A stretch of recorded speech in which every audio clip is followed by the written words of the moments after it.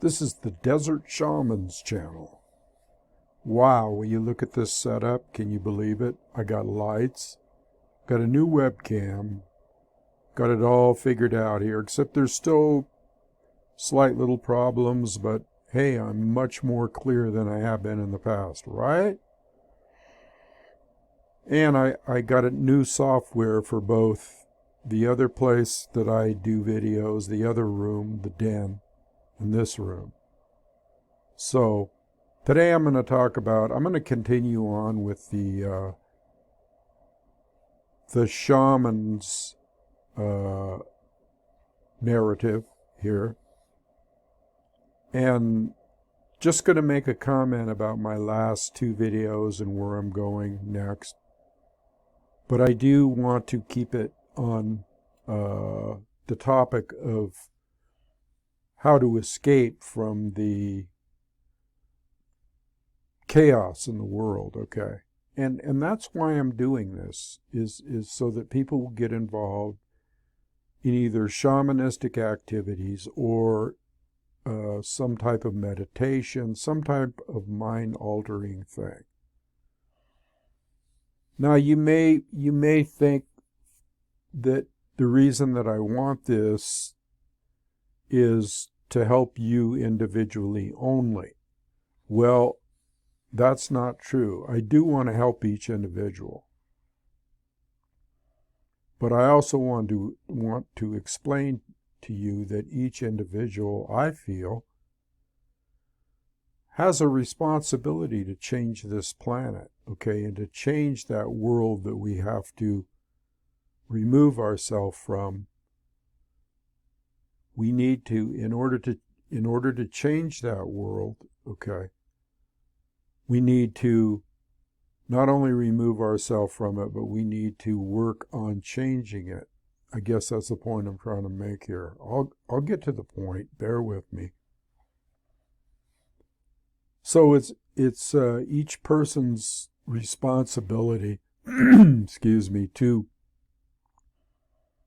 when they get into an altered state of consciousness, that they use that altered state of consciousness in a kind of a spiritual warrior way to project that out onto the collective consciousness or to the world, okay? It's a responsibility if you care about mankind, or even the world as it is, because the world as it is dangerous, silly, pathetic, okay? So we want to change that, and we want it to be a more peaceful world, and we want it to be more conducive to living in a peaceful environment or a relaxed environment.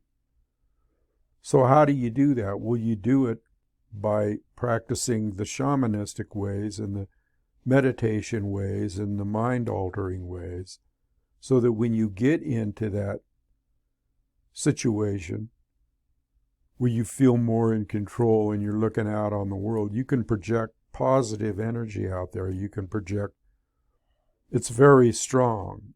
It's like I talked about in a previous video about the Kalika warrior, Kali, the goddess, one of the representations of Mother Earth in the Hindu tradition. She's a protector, okay, and you can use her power to project out there and to change this stuff that's going on the planet here, okay? It's imperative that you do that. It's imperative that you think about that, okay? Now, a lot of people will say, oh, just a few people are not going to change what's happening in the world. And, well, I got news for you. That's entirely wrong. If I got just the people that watch me on this channel, okay, well, there's almost 2,000 subscribers. But even if I got 100, okay, viewers that converted their consciousness over to that of peace and have detached themselves and are able to operate on psychic levels, on spiritual levels, on high consciousness levels, yes, that could have a big effect on the whole planet. And why do I say this? Because there's actually been scientific studies done, okay, about how one person or two people or 10 people can affect the collective consciousness or the consciousness in your surrounding area or whatever. So they did this experiment one time with meditation, and I'm pretty sure it was the Maharishi Yogi when he had that transcendental meditation. They actually went to great lengths to prove that had a good effect on the world and the community as a whole. So they did some scientific testing of a group of meditators that were in this small town or mid-sized town or whatever, that were projecting that thought of like changing the environment around there as far as making it more peaceful, more loving, more compassionate. And I don't know how they measured it because I can't remember the exact studies, but they did find out that the whole complexion of that town kind of changed, and people got more happy and peaceful and relaxed and whatever, because they felt this collective vibe, this collective frequency coming from these meditators who were channeling this energy, okay? So don't think for a minute that you can't affect the world. So that's the reason that I keep going in this shamanistic way and in this meditative way and in this whatever you want to call it, where you alter your consciousness, okay? Now, I practice all kinds of traditions, you know, I mean, I take the best of all worlds. I'm talking yoga and, shamanistic ways and meditation and just spiritual practices, because it's all connected. It's all connected, okay? Once you get to that higher level, you find that all this stuff is connected. And it can have an effect on the world at large or your community, and that is the way, okay, to have hope for changing what is going down out there, okay? What's going down out there is chaos and evil and tons of psychological operations and wars and mass brainwashing and hypnosis. And so there's a whole lot of stuff out there. But all that stuff is not that powerful if you know how to tune into your own power. And if you know how to project your own power. Because it's not your own power, it's really the power of the universe. Once you get to that higher level of consciousness, it's the power of the universe. It's the power of the divine source, the immaculate consciousness, whatever you want to call it, okay? And no, it's not on that level of God where people, pray to God, although you can pray. You could pray any way you want because prayer is effective. But it can be amplified 100-fold if you start practicing going to other alternate realities. So from there, you have more control. You have more control over what you want to put out, okay? Got my drum behind me here. I'm not forgetting about the drums. Matter of fact, I'm going to do a little thing today and show you some stuff I have here for shamanistic practices and healing practices. And this is a beautiful Navajo shaker, and it's hand painted and it's handcrafted. You see, you got a little, hey, that looks kind of like a little flying being with wings and a face. me see if I can get this better here. Nice little rattle made out of animal skin. Nice feather work. You can use that in shamanistic practices. And then here I have, within easy reach, I have something else. Nice sound. I will be showing you some more stuff. Now this is made out of, actually, if you can believe it or not, these are goats' claws, or whatever you want to call them, nails, thumbnails, whatever they are. They're made in Brazil. No, it's not some voodoo thing. They actually, in Brazil, they make all kinds of beautiful instruments. And it's been known throughout history that you make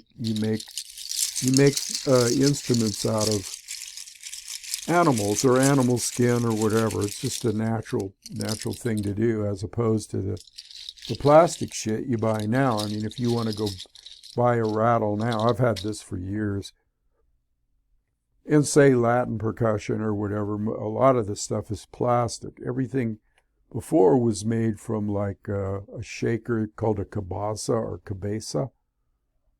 Was made out of a gourd with beads on it. And you've probably seen that in a lot of Brazilian samba dancing, you know, those beautiful, luscious women at Carnival dancing down the street, shaking everything.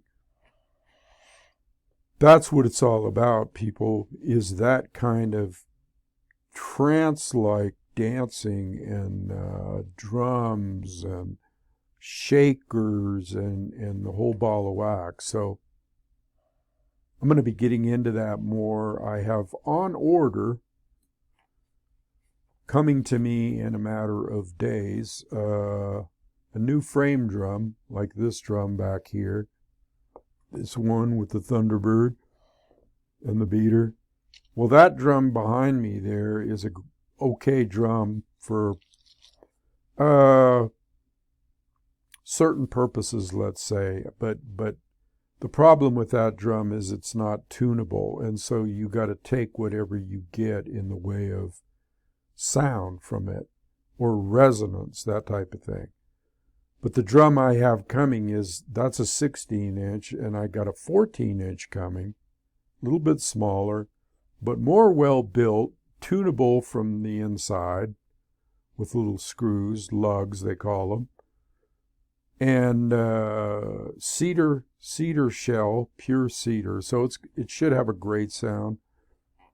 And I'm really starting to advance in the area of playing the frame drum, although I'm finding out, let's put it this way, I'm making breakthroughs and I'm finding out different methods, and so I'll be sharing those with you, and I'll be doing some more shamanistic drumming.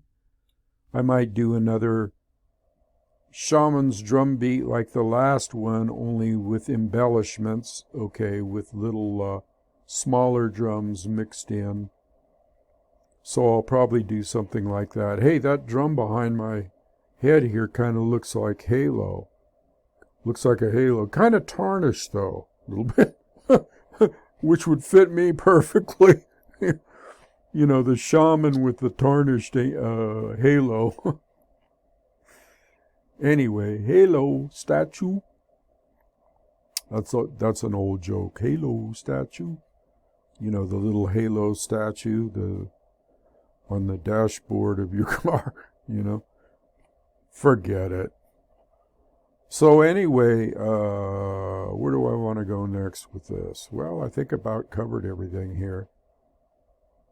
Raising the consciousness for the benefit of mankind. Okay, not just for the benefit of yourself, but for the benefit of mankind. That's what you need to do. And you'll feel better about it. It's not like you got to sit there all day and shoot out lightning bolts or anything like that. When you get to that higher level of consciousness, just you being there changes the whole balance of the planet. They say when a butterfly dies, or a sparrow or whatever, it actually, or one is born, it changes the balance, the ecological balance, the natural balance of the planet, just a minute bit. So just think, what if, okay, you could affect a change in the world with your consciousness? You have to think in those terms, and not only, first you change your own world, first you get centered, you change your own world, you reach your level of consciousness, you feel secure, and then you just kind of radiate that out there into the atmosphere, into the ether, okay? Because to me, guns and bullets and revolution and war and all that stuff, at one time I was like, okay, well, we got to take matters in our own hands because it's getting out of hand. But that's thinking on a lower level. If you think on a higher level, then you realize that things can all be done psychically. Things can all be done from the armchair, from sitting back and just concentrating out. Now, I know there's people out there, oh, that's a lot of hooey, but I gave you the proof. I gave you the proof with the little sign, and there's been other scientific. The observer in an experiment, in a scientific experiment, the observer has control over that experiment, like, say, splitting protons or whatever. Each particular person that does that scientific test or whatever, or does that scientific procedure, just their consciousness has an effect on that. So keep that in mind. Keep that in mind. So I'm not going to linger on here. I just kind of wanted to test this. Man, you can get, one other thing I wanted to show you, continuing on with the Eastern Indian drumming theme and where I'm going with that and everything.